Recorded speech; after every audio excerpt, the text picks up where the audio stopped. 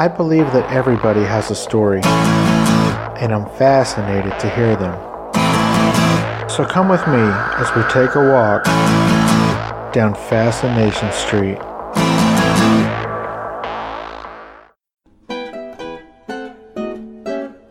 Happy holidays, guys. It's that time of year again. The time where everybody rushes to Amazon to buy all their shit for all their friends and family. This year, since all of you are now my friends, I'm asking you for a favor. I don't need you to send me anything for Christmas, but I appreciate the thought. What I would like for you to do instead is to do all of your Amazon shopping through Amazon. Well, that's easy, right? I'm not asking too much. There's one thing I'm going to ask you to do. To get to Amazon, I need you to go to fascinationstreetpod.com and click on the Amazon banner on my homepage. Nothing will be any different, and then do all of your Amazon shopping as you normally would. The only difference is that you're walking in through the door that's marked Fascination Street Podcast. It tells Amazon that you love me, and they throw a couple of shekels my way for everything you purchase. That's it. Thanks, guys. I appreciate it. And happy holidays from Steve Owens and Fascination Street Podcast.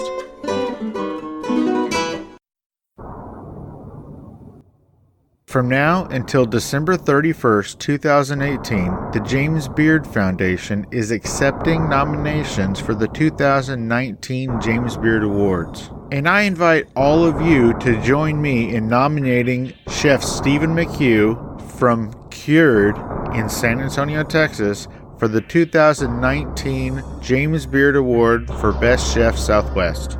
I've made it easy to do this, guys. If you go to fascinationstreetpod.com and look to the right of the page, there will be a photo of Chef Stephen McHugh. When you click on that photo, it will take you to the 2019 James Beard Award page. You will need to create an account, but that'll only take about 60 seconds and they don't ask for much. It's really just a name and password kind of a thing. Once you've created an account, it will take you to the nominations page. From there, you'll click on the 2019 Restaurant and Chef Awards, and then complete the submission form, making sure to select Best Chef Southwest as the category. It's that easy, guys. All it takes is 5 minutes of your time, and I would greatly, greatly appreciate it. So thank you in advance, and now let's get to this week's episode. Alright folks, welcome back. This episode is with actress Joni Bovill.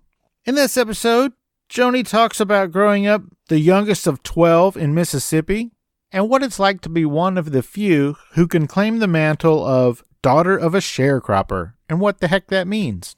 We also talk about why she got into acting, what it's like to work on some of the best TV shows currently on television, such as Bosch and How to Get Away with Murder.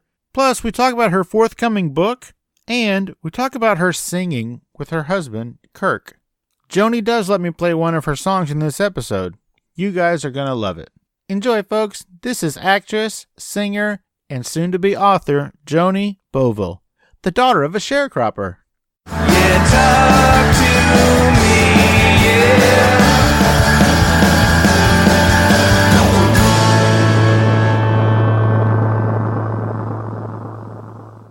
Welcome to the podcast, Joni Bovill. Am I saying your name right, Joni? Yes, you are. Thank you so much. Thank you. I'm really happy to be here. Thank you for inviting me. Well, the pleasure is all mine. Let's get to know you.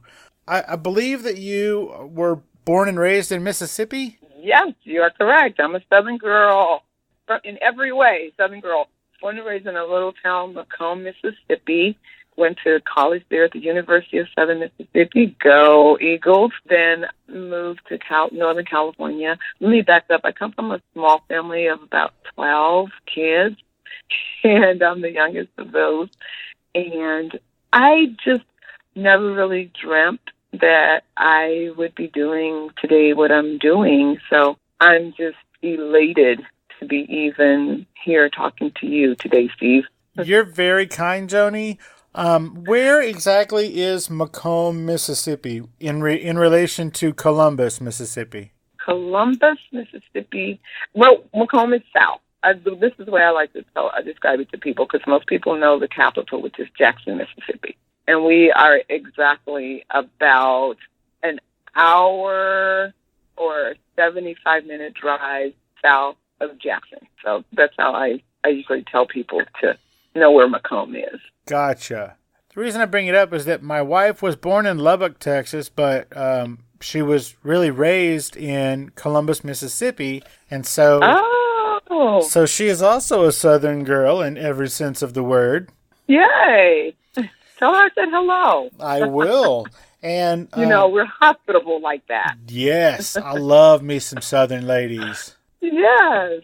And my stepson is also a graduate of the University of Southern Mississippi. Go Eagles. Woo, look at that. Small world.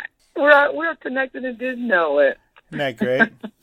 Yeah. So you're from awesome. You're from a tiny family of 12 kids? Yep. And I'm they save the best for last.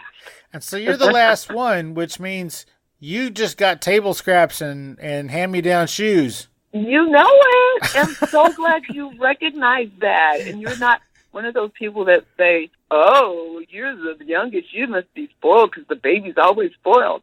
But you got it right. See, thank you. You're welcome. All those hand-me-downs. Shoes, clothes, table scraps, just barely got enough money to do extracurricular activities,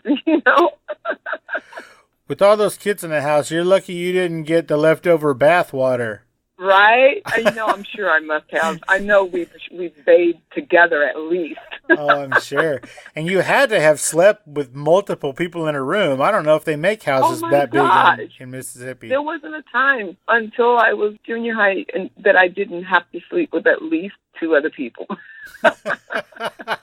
So, yeah, I'm very familiar with that. Yeah, so whenever I go visit places now, even on, like when I visit other people's homes and they say, oh, I may have a small house or a small bed or blah, blah, blah. And I said, I'm used to it.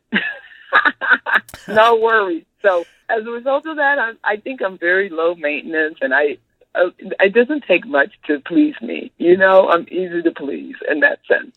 Well, that's cool. So, I bet when you first got to college and figured out that you had to share a room again, you were like, no! Like, what?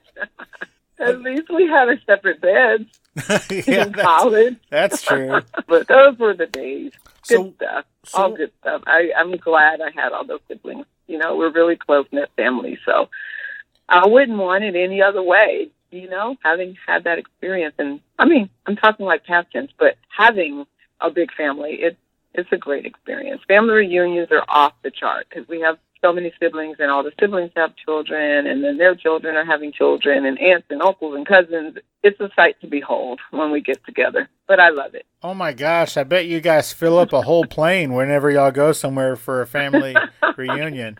Yeah, we would. We would. If we were all coming from the same destination, I bet we would go from the same place, we probably would fill up a plane. I'm so sure we would. And then some.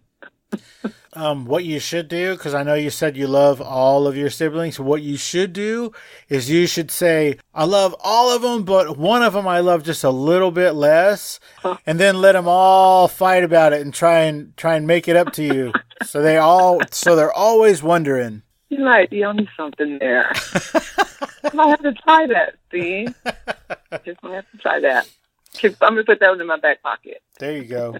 So, yeah. You have a distinction that is not widely held anymore. It used to be very, very, I guess, popular a long time ago, but now not so much. Tell me if I'm wrong, but you are the daughter of a sharecropper? Yes, you are correct.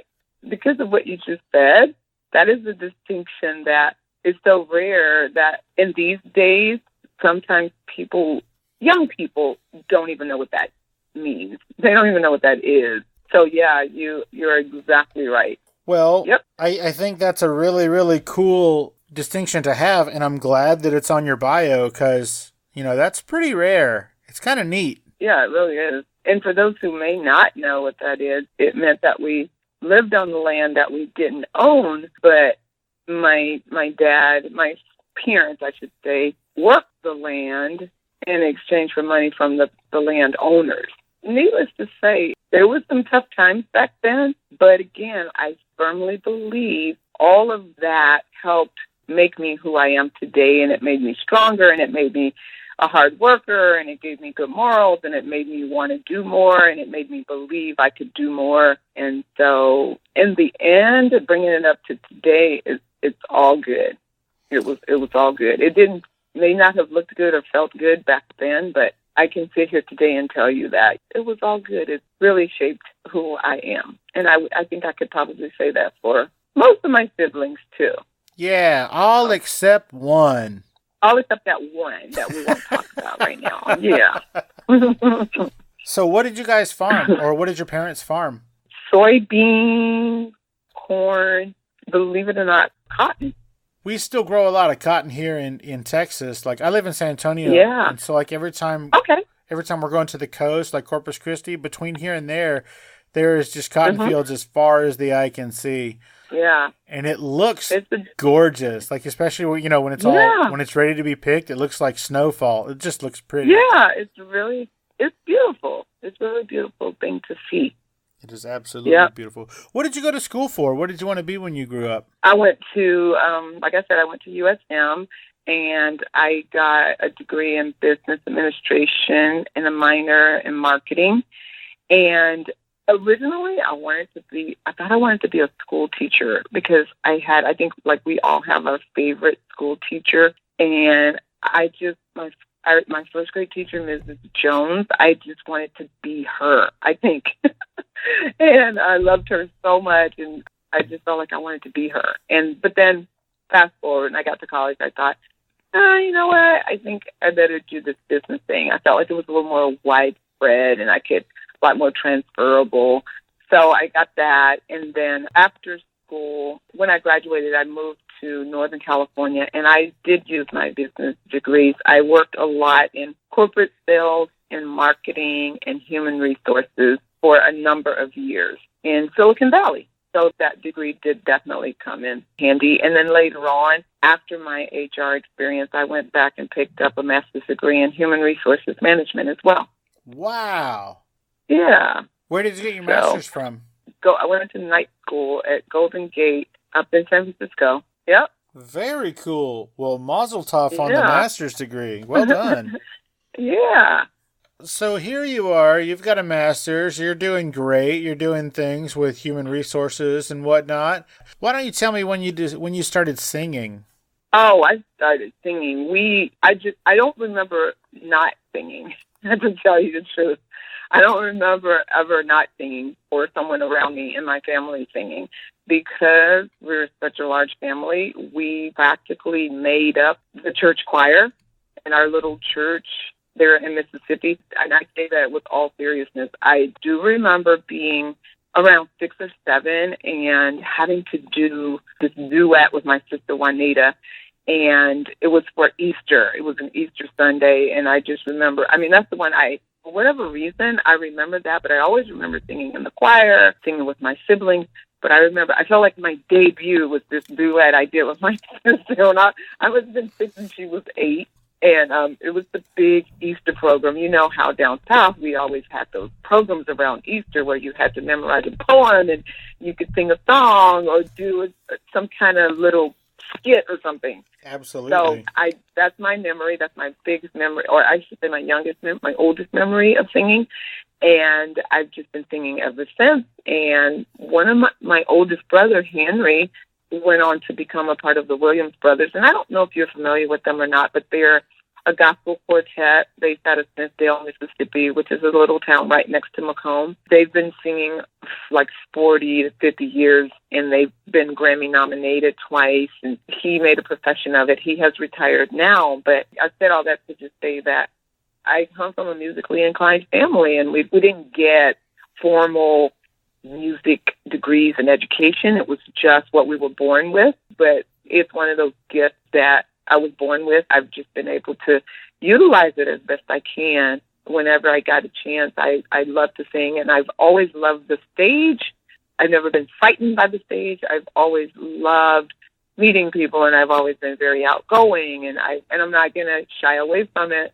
I love the limelight, but it was not something that I realized or even knew. Like growing up in my situation, because we come from such abject poverty, it never even occurred to me that I could pursue acting or I could pursue stage.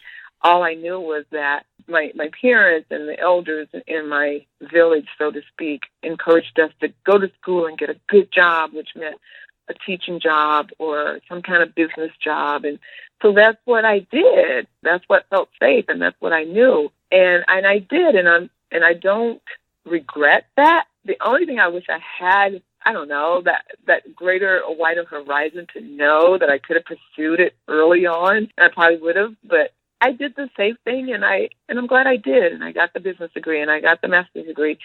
And then my husband's job transferred us to Southern California, at which point I didn't go back into corporate. And I thought, oh, I can do whatever the heck I want to do now. And so I'm in Southern California, and the industry is no longer high technology like up north. It's entertainment. So I'm not one to not work. So I think, what do I do? To try to make this long story medium, at the time, there was a guy in my church who his way of giving back was offering a free improv class on Sunday evenings. I went to his improv class. He thought I had acted before, asked me where I trained, and I said, your class was pretty much it. He said, I really think you should look into it. I think you have some natural talent. I took some classes, got an agent, and here I am. That's fantastic. A lot of people who live in small towns or grow up in small towns don't really get to see, like you said, all of the opportunities that are out there. Yeah. So exactly. When you did get to Southern California and you were looking around trying to decide what to do with all your free time, when did you know, what drew you to acting? I mean, other than the fact that you love being on the stage, when did you know that was something that you could do, that was open to you? When I went to this free improv class, and at the end of the class, the teacher said to me, you should really look into it further because you have a knack for it. And I didn't right away. I saw him a couple of weeks later, and he mentioned it, and I hadn't. And then I thought, you know what? I enjoyed that. I enjoyed that class. I liked the stage. I like everything about it. I'm going to do it. And I took some classes. And when I got the agent, that's when I felt like I can do this. Because I had to read for an agent, and if they didn't think I was worth it, they wouldn't have even taken me on as a client. So I thought if they saw something in me, that there must be something there. So let me try this. Let me do this. And I really thought this is the time for me to do something that I've enjoyed. And I forgot to tell you, Steve, while growing up in Mississippi, I remember sitting in the mirror at the dresser in the bedroom, and I would take an old newspaper and read it, pretending to be a newscaster. I would pick up a paper, looking at myself in the mirror. The mirror, I guess, was my monitor. And then I would look in the mirror and I would read, like, today there was an accident on Highway 24 in Liberty, Mississippi, and 2 fatalities.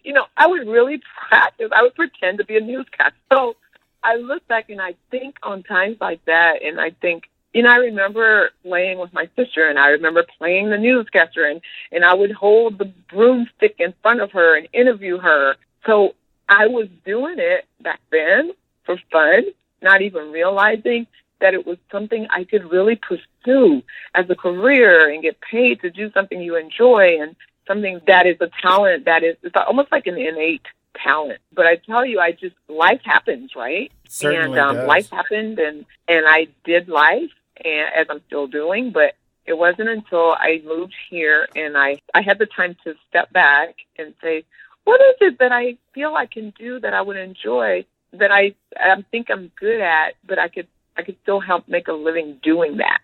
And that's when it clicked for me.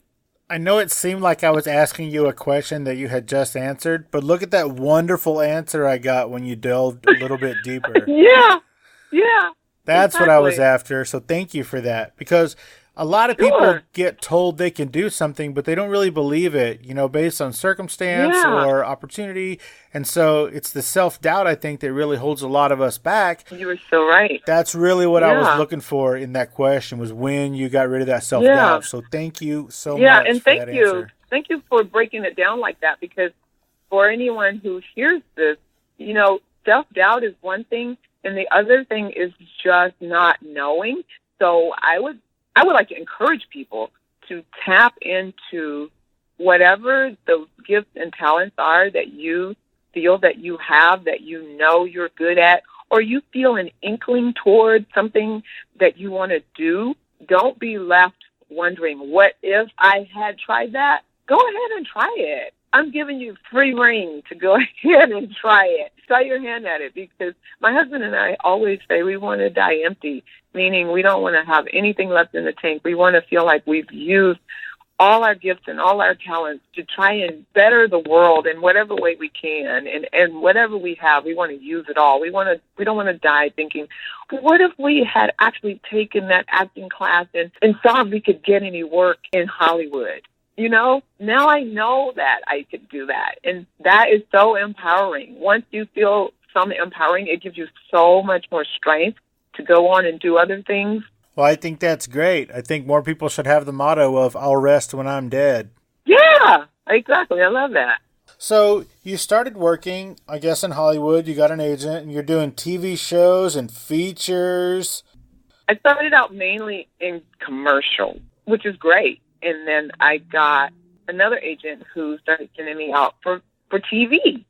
And there again, you know, it's just another increment in the growth journey here. I started out doing commercials, and then added TV, and then film, and now I've had some voiceover work. It's just built incrementally, one thing on top of another, and I have allowed myself to be flexible and open to whatever blessings come my way. I'm not turning it down, you know, unless obviously it's harmful to somebody, or not. If it's too raunchy, I won't do it. But, you know, I think you know what I'm saying. So, yeah. Well, you have gotten to be in some of the best television shows in history, and you've gotten to work with some of the best actors in history. Yeah.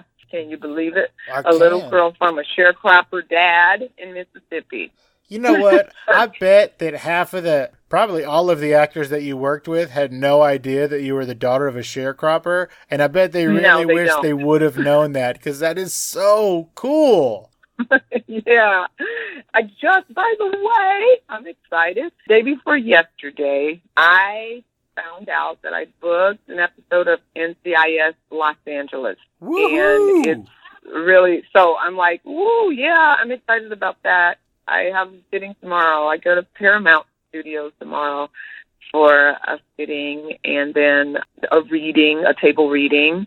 I go to work on that on Thursday, so I'm really hyped about that. It's really cool to know that there's a job in the queue. So, yeah, that's my latest booking. Well, you should definitely be excited about that. That's a quick turnaround from finding out Saturday and starting on Thursday. Yeah. And when I auditioned for it, just a couple of days before that, they told us that it was a quick turnaround thing. But I'm finding that happens quite a bit in this industry, especially in TV. A lot of times, the script is finished, but they just haven't quite nailed that casting yet. And so that happens it's quite the norm, actually, in TV, I'm finding. So it's just part of it comes with the territory. Well, that is super cool.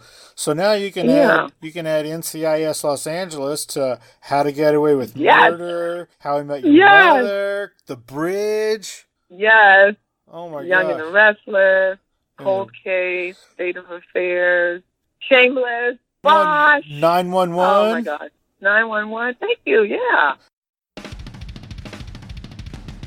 Hey, streetwalkers. Well, you're not literally streetwalkers, but now that I've got your attention, I am Stephen O'Reilly, and I have a podcast called the Bar Star Podcast. And since you're listening to the Fascination Street podcast, I think you should check out my show.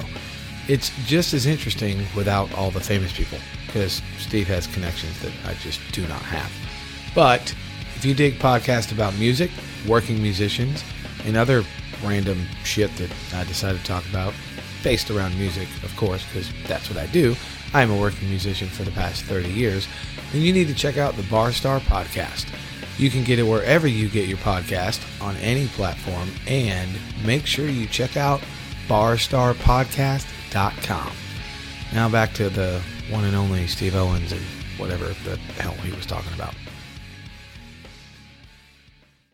Now, I saw every episode of How I Met Your Mother.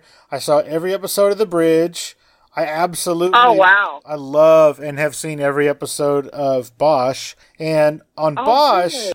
I guess you play Lance Reddick's character's like administrative assistant?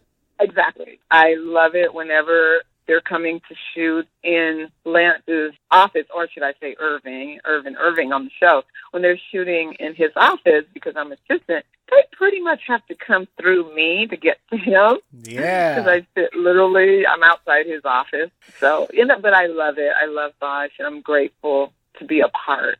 I really am. I'd like to share this little tidbit. How I got to Bosch is the day that I got the call that I was supposed to audition for Bosch. I was working on How to Get Away with Murder, but I really wanted to audition for Bosch. So my husband had worked on an episode of Bosch previously, and so he had a little in, and so he was able to reach out to them and say, hey, she's working. She'd really love to audition. Would you take an audition tape? And they said yes. So I got off work late that night, came and learned the lines for Bosch, set up the camera, taped it at home, submitted it, and they liked it. And I got the job. And so, we just started season 5, and it's been lovely. It's been beautiful. I couldn't be more thankful. Well, that is very cool. It has to go a long way when somebody says, hey, she would love to come audition for this, but she's busy right now making one of the other best shows in TV history. I was so hyped, and you're right. I'm sure that must have maybe gave me a little more credibility. Like, she's working up to Viola Davis right now, so she can't be in person there, but she'd love to. So, yeah. That was a good feeling. That's like saying, I'm sorry I might be late to your party. I don't know when the Academy Awards is going to let me go. Right? See? Yeah, exactly. So, yeah, that's how I got the part on Bosch. And like I said, I'm really happy, really grateful. Everyone that I've worked with in the cast and the crew has been great. It's a blessing. That's the way I can sum it up. Now, did you say your husband did some work on that show? Is he an actor as well? He did, and yes, he is. Kirk Bovill, my husband of 23 years. He's an actor, writer as well. And his dream is to write for TV, but in the interim, he's acting as well. Very similar story in that we walked away from corporate. We did a complete 360, and we started the entertainment industry. Oh, and he's a musician and a singer and a guitar player. We didn't know that when we first met. And by the way, we met at work in Silicon Valley. Wait a minute. So weren't you in HR? Full circle. Yep, I was at the time. But I had friends in purchasing, and he had to go through purchasing because he was in sales. And so that's how we met. Met through mutual friends, and actually he came to a company event and then started asking some mutual friends about me, and my friends worked in purchasing, and since he was a sales guy, he had to deal with the purchasing people. So that was kind of how that happened. When you said he comes from a similar background, I really thought you were going to say he was the son of a sharecropper, and I was going to freak out. No. Now, that would have been really freaky. That would have been extremely freaky, almost unbeliverable. But yeah, because by then you would have had so much stuff in common that he would have been one of those 12 kids. I know, and I didn't know it until later. No, but he actually, another funny thing, he got a master's degree at LSU, so he was right next door in Louisiana when I was in Mississippi. When we didn't know it, we didn't know each other at that time.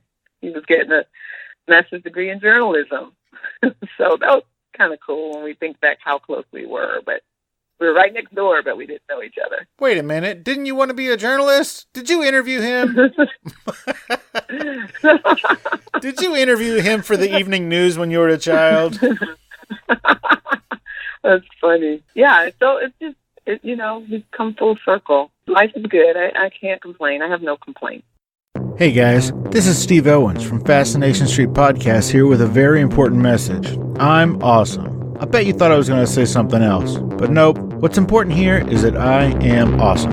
I started this show because I truly believe that everybody has a story, and I'm fascinated to hear those stories. In the short time I've been doing this show, I've interviewed actors, directors, writers, inventors, podcasters, musicians, pro athletes, Olympic athletes, actual war heroes, even a Bond girl and a luthier, whatever the hell that is, and of course, regular people.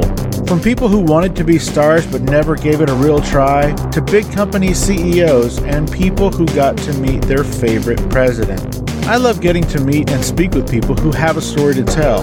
I feel like everyone does, and it's my job to get them to tell it. You never know who my next guest will be.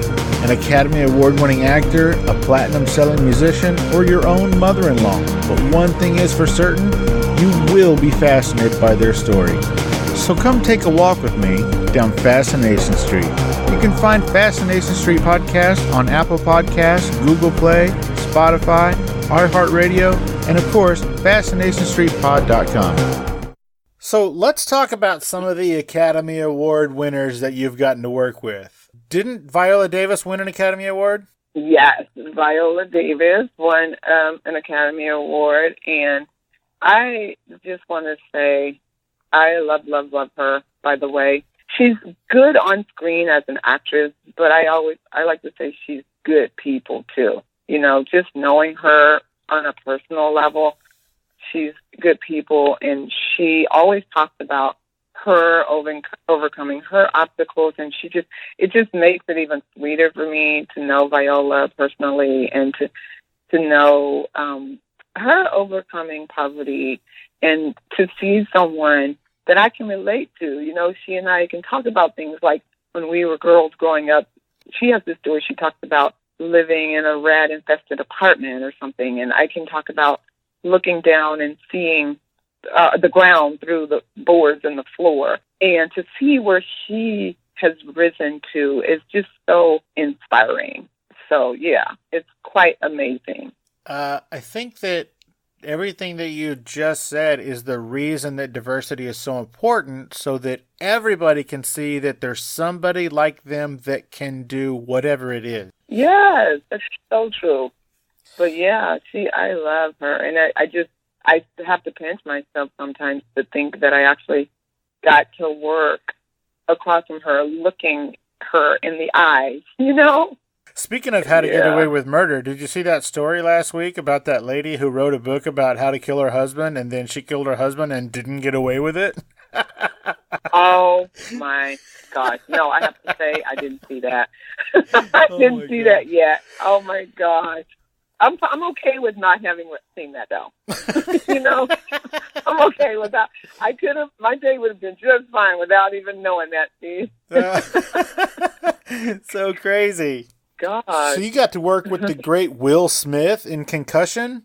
I did. I got to work with Will, and Gugu and Baccarat played his love interest, and I was somewhat of a church lady who was a matchmaker. When Gugu's character comes to the church that we attend in the film, and I try to tell him, you need to meet this girl because he's been just all work and no play. And so, yeah, that was a nice piece to play. Unfortunately, a lot of it got cut out. It didn't make the film, but I got to talk to Will during breaks and just see who he is when the camera's not on him, and that was fun too. The directors and all, the ADs and directors all gave the word, you know, don't bug him, so to speak. But he just broke down that wall, and he was so approachable. And to everybody, even all of the people who were working background, he was cracking jokes. I mean, he took a selfie. When I approached him, I was like, you know, I need this picture for my portfolio. And he just snatched my phone. He was like, oh, give me the phone. I'm good at selfies. I was so, stuff like that, you know. So I really enjoyed it a lot. So I think a lot of that don't talk to such and such, don't approach such and such. I think that comes from, you know, the people that he pays to protect him, but I don't think that he knows about all the times that people get shushed away or whatever. Yeah, I think that's true. I think that's what you're saying is very true. And I think a lot of the celebrities are okay with just being people, just who they are. But the people around them, make it more than it is. But with him being a perfect example. Well, Yeah. that guy has been an inspiration since, like, I don't know, the early 90s, the mid-90s. Oh, my gosh, yes. I mean, who among us couldn't relate to my parents don't understand? Right. Fresh Prince. Oh, my gosh. You know, and not even just the TV show, but all that Nightmare on My Street. Come on. Right? Oh, my Exactly. Iconic. Guy is Yeah. amazing. Amazing. How's Lance Reddick? Lance is awesome. You know, he feels to me like if I had to have a real life boss, this character boss would be a good one. Because he just seems, he's just so level headed. He's like this smooth, cool dude, kind of like just, you don't see a lot of highs and lows, and I'm sure they probably exist. But when I'm around him, I don't see it. I love working with Lance. And, you know, he's good at his job. He's very serious about his work. But he, again, is approachable. So I like that. I like that a lot about Lance. I think that smooth is a great way to describe him. At least, Isn't it? At least from over here. You know, seeing him on Fringe and seeing him on Bosch, that dude is the epitome of smooth. Yeah, exactly. He just brings that with him everywhere he goes, regardless. It's just like a part of him. It's such a part of him, regardless of the show or the film or the project that he's working on. He just brings that smoothness with him. So, yeah, I love it. I love Lance. I love working with him. All right. Now, I love being his administrative assistant. Oh, I bet. Now, I'm going to say a name that is going to freak out all of the nerds across the country, so everybody just calm down. Joni, what was it like to work with the legendary Chiwetel Ejiofor? Oh, my gosh. Chiwetel Ejiofor in Come Sunday. He was just strength. Like, Will was all over the place, hanging out, kicking it, laughing, joking. Chiwetel was over in the corner, staying focused, running lines, or staying in his zone, I like to call it, as he was preparing and as he was doing his job. But, you know, when we socialized and just kind of hung out and joked and took pictures and stuff, he was good with that. But I tell you what, he brings it. Like, just about all the people I've worked with, everybody I've worked with, not just about. He brings it. You know, I mean, another Academy Award winner. So what else can I say about the man? You know, well, 12 Years a Slave. That's all I need to say about that. Well, to the nerds across the land, he was the villain in Serenity, and he is a science fiction god. But yeah, it was cool. It was cool working with him. I would jump at the chance to work with him again. Sweet, me too. Yeah, I bet. Who wouldn't? So, I know that you've got NCIS LA coming up. What else you got coming up? Tell me about Head Shop. I'm obviously continually recurring on Bosch, so that's a good thing. Head Shop, I had a very small part, and I don't even like to say that, but I got to work with Kimberly Elise and Loretta Devine, who's a legend. So it's about this. It's kind of like, it reminds me of the barbershop film, but it's because it's set in a salon, and that was in a barbershop. So you get to see the characters of the neighborhood, and you get to see the relationship of the people who work in the salon. It's basically about this couple, this romance. They split up, and she's moving on with her life by opening this salon. But you see, like, Loretta Devine's character comes in, she's the mail carrier, and you know the mail carrier knows everybody's business, right? And so I'm a patron in that salon. I don't want to say much more about it, but it's good, and it talks about how the community comes together. It's like a predominantly African-American neighborhood. It talks about how the community comes together to save itself, put it that way. Oh, it sounds inspirational. Yeah, that's a good way to put it. It'll be interesting. I think people will like it. Well, that's very, very cool. Now for the good stuff. We talked about all that so that we could get to this. All that. Tell me about your music. What kind of Drum music roll. is it?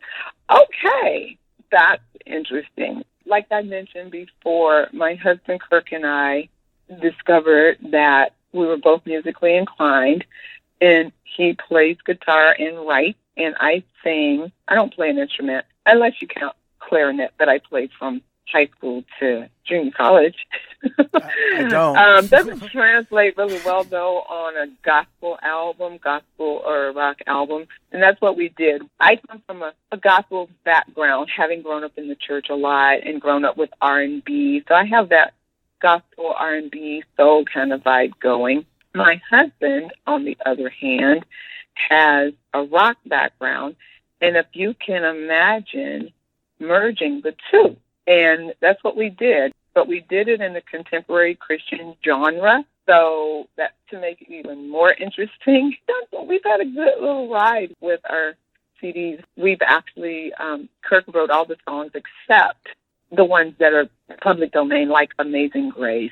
Of course, we didn't write that, but we did our version of it, which, by the way, I think is pretty rocking, because I started out like with a traditional Amazing Grace version, and then it goes into this upbeat, kind of bluesy kind of thing. So we merge different styles of music. When we did the first CD, we had a slogan that said, Jesus can be kept in a box, so why share his music? And it's because it's so different and unique, because you can't just say it's gospel or Christian or rock or we've merged, because the fact that we've merged so many sounds together makes it really interesting to us and to those who listen to it. And we actually had been interviewed by Christianity Today, and one of the quotes that I always remember, the guy interviewing said that it's full of more hooks and grooves than many artists can conjure up in a decade. It's hard to put them in a box. And that's what we're proud of. We take a lot of different approaches to our music. Well, that sounds really cool. And you have recorded 2 CDs so far?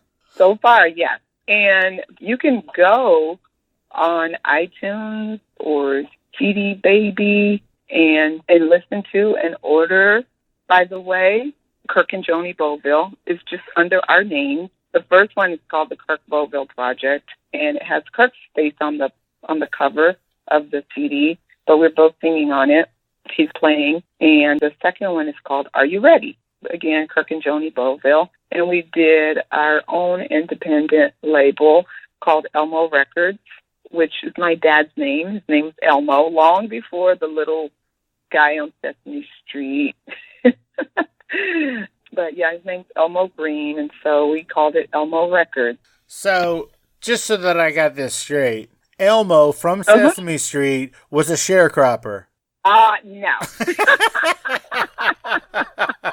My dad was. We just honored him with that, naming our music company that.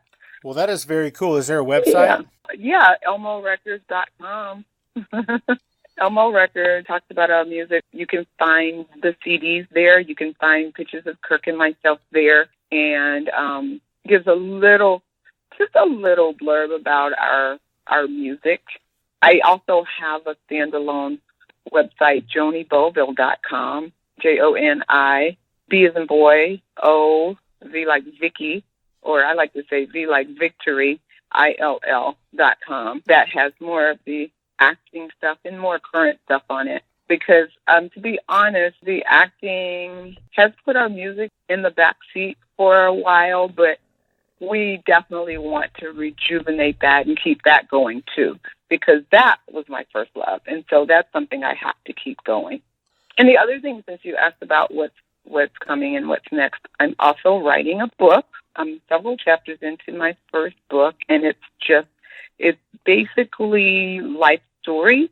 And I, like you and I have in common, you said you believe that everyone has stories, and I love hearing other people's stories, and I love sharing mine. And so I've been working on this book for quite some time now, and I need to put a deadline to it, but I'm working on my first book, and it's just snippets of my life, and it's basically an encouragement for other people to read and just think about things that you've faced in your life and that you too can overcome. It's nothing new, like there's nothing new under the sun, but they're my stories. And so I just wanted to put them, first I wanted to just put them down in black and white for the younger generations in my family.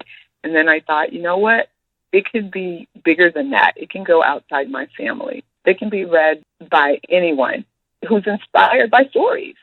So I'm working on that right now, too. Well, that sounds super cool. Are you going to name it The Daughter of a Sharecropper? You know what? Let me write that down.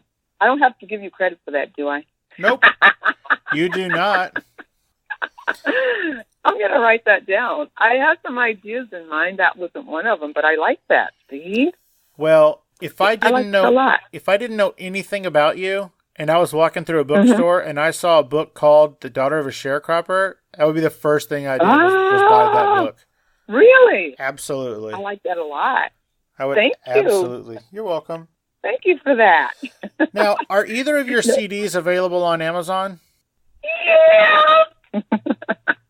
And of course, there's the magical world of streaming. Listen to any song anywhere with Amazon Music Unlimited, MP3 music. Very cool. 99 cents per song. Available to download now. Go get it, people. You don't want to miss out.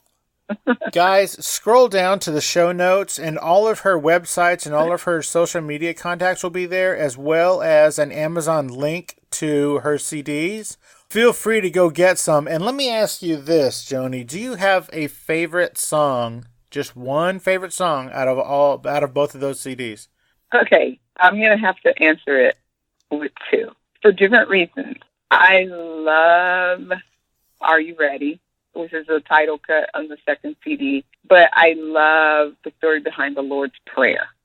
And while the Lord's Prayer has been done a gazillion times, the way our version came about is that Kirk was in the room just playing around one day, and he calls me into the room, and he says, start singing to these chords.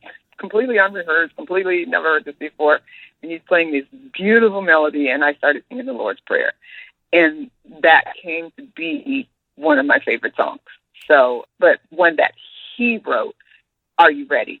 And one that is just out for the public, the Lord's Prayer. So that's why I had to answer it two ways. I think that's a great answer. Can I play one of them on this episode?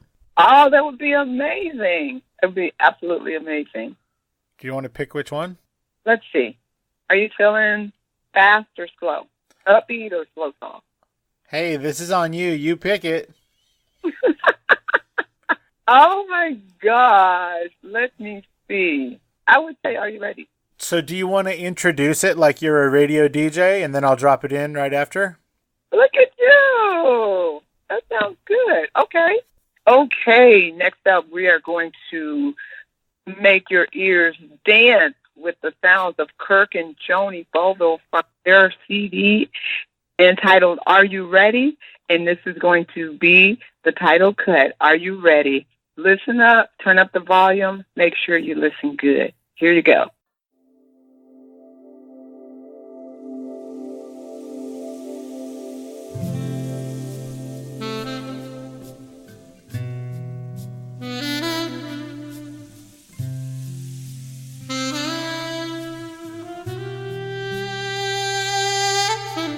Where do we go from here? Your life's been turned upside down. You're facing your greatest fear. No one else around. Where do we go from here? Where do we go from here? Life turned upside down. Life's just turned upside down, yeah. Facing your greatest fear. Facing your greatest fear. No one else around. No one else around.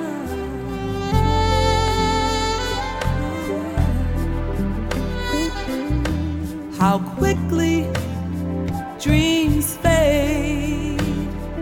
All these plans you make for your life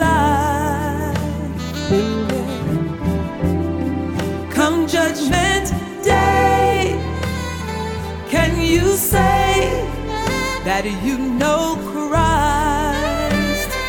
Can you say that you know Christ?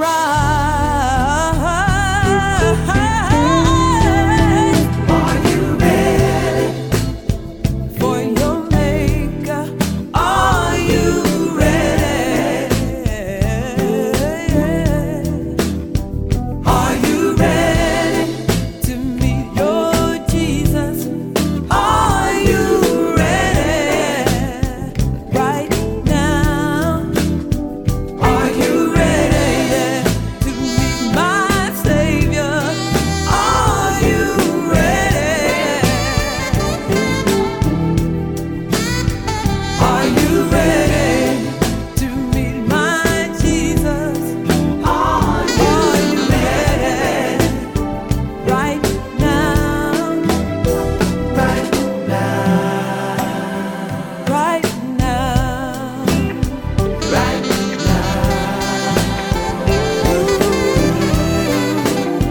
right now.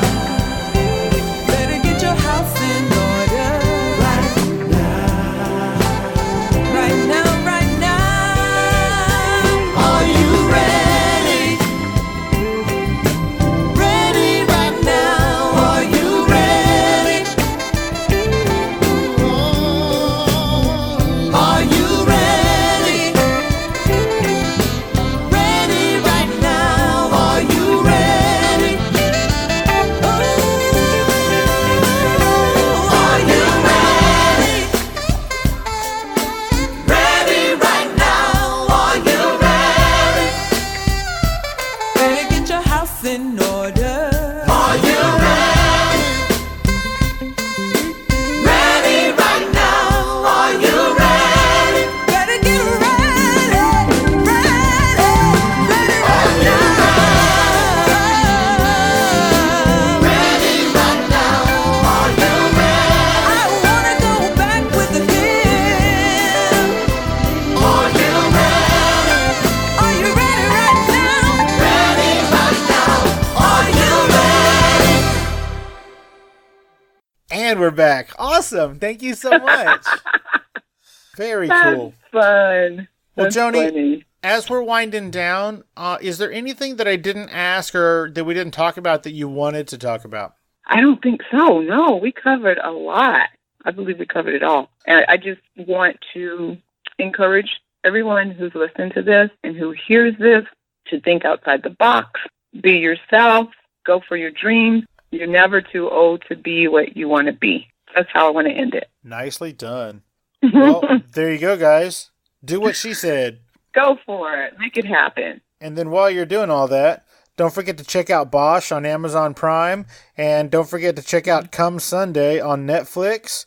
And then, of course, Yes. NCIS LA, which is going to be, I would imagine, already out by the time this comes out. So go back and check out that episode. Definitely. Okay. Joni, thank you so much for taking the time to hang out with me today on Fascination Street. Thank you so much, Steve. I have had a blast talking with you. Well, I have had a blast, and now I can say that I know the daughter of a sharecropper. Yes, I might have to use that title too, by the way. Okay. I like it a lot. So you do not have to give me credit, but you do have to send me an autographed copy when it comes out. How's that? By all means. By all means. I'm sure I'll find you on Fascination Street. Pun intended. You see what I did right there, Steve? I do see what you did. Those improv classes have paid off.